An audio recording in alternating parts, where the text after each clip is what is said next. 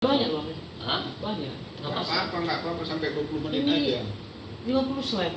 20, 50. 50. Jadi kita stop di mana nanti? Iya, sampai Slide 20 terakhir. menit Sampai waktunya. 20 wabarakatuh. Selamat sore Bapak Ibu sekalian. Kalau saya sapa dengan kata semangat pagi, maka jawabannya pagi. Tangan di kepal ya. Oke, kalau ini memang harus praktekkan.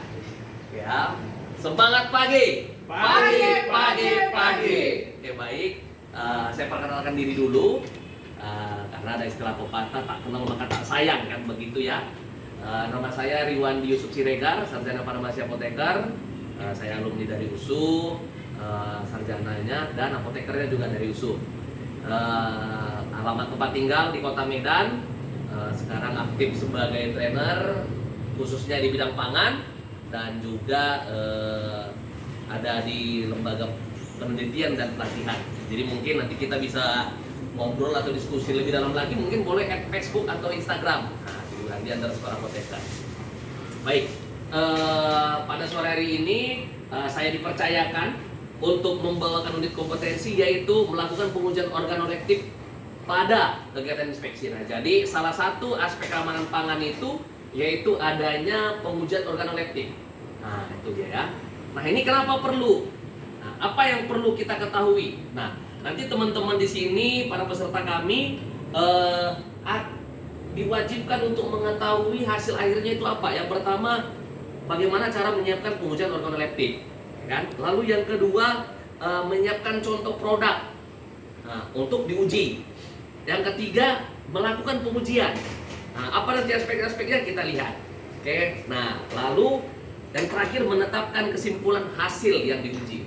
Nah, karena memang ini istilahnya ukurannya dalam tanda artian tidak terstandar, perlu ada hal-hal yang harus kita ketahui bersama. Nah, maka perlu ada pelatihan ini.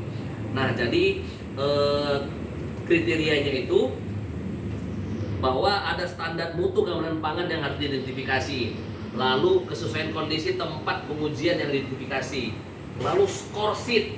Nah, itu, jadi ada skornya, berapa dia, bagaimana dia mencapai aman dan tidak aman gitu loh. Lalu kalau untuk penyiapan contoh produknya itu, yaitu bagaimana cara menetapkan sampling, kan?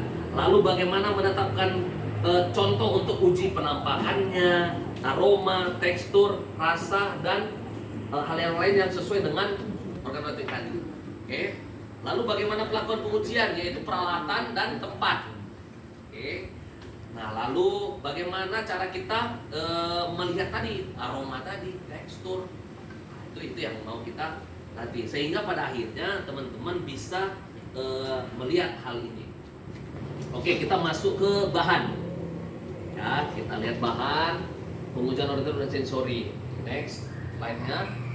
Nah, aspek mutu, aspek mutu yang dinilai dengan indera manusia. Nah, itu dia sederhananya, organoleptik itu adalah aspek mutu yang dapat dinilai dengan indera manusia.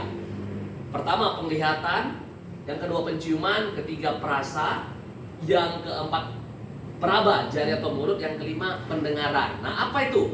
Yang pertama penglihatan. Nah, jadi ini kita bisa kembangin, teman-teman. Yang pertama, penampakan secara umum. Kondisi, ukuran, bentuk, warna, mengkilat, identitas, lalu kerusakan fisik. Artinya apa? Apa yang bisa dilihat oleh mata langsung. Yang kedua, penciuman. Nah, penciuman itu segar nggak?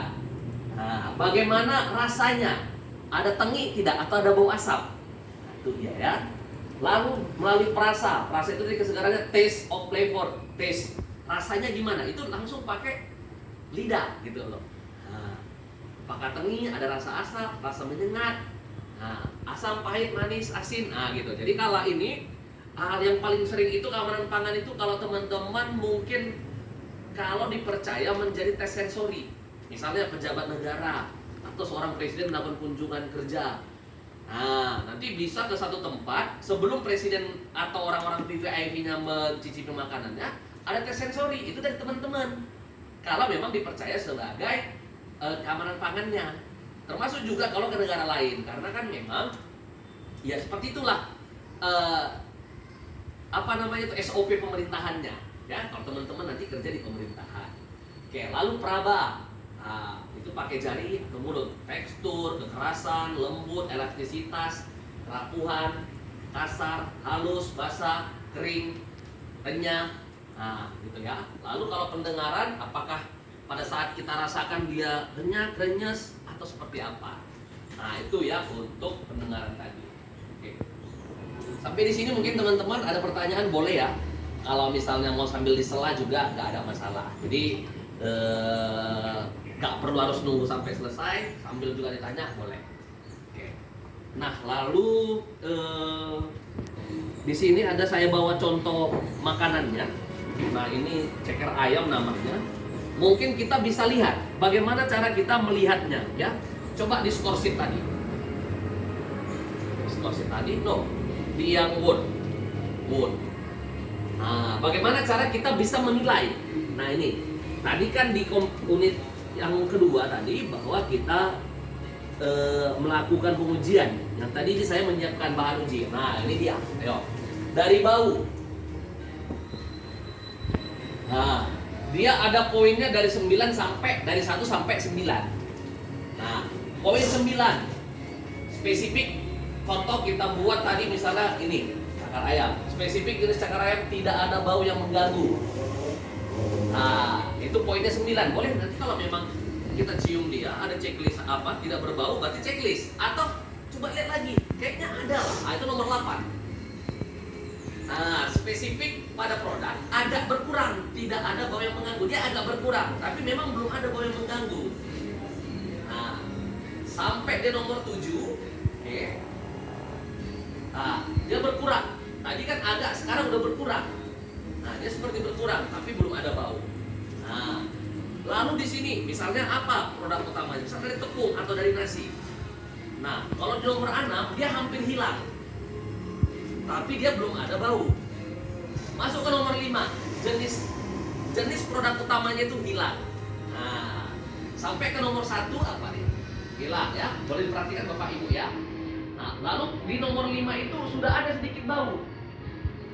Nah, di nomor 4 udah hilang, ada lagi mengganggu baunya. Nah, coba di poin 1 terus bawah. Nah, sampai ada bau tengik dan apek. Sangat tengik dan apek. Nah, itu poinnya. Kalau kita cium tengik berarti dia poin 1. Nah, itu dia ya. Itu dari bau. Sekarang kita lihat dari penampakan. Oke, penampakannya. Kalau dia poin tinggi, poin 9, tidak berjamur. Nah, menarik dan spesifik jenisnya. Itu dia ya. Bahwa dia tidak berjamur. Oke, menarik. Nah, ternyata bagaimana kalau rupanya dia kurang menarik? Nah, masuk ke poin 8. Nah, tapi dia masih tidak berjamur. Kayaknya dia itu spesifikasinya berkurang dong. Nah, turun lagi poinnya. Artinya ada grade-nya. Lalu inilah kita scoring. Jadi kita scoring lah ini. Misalnya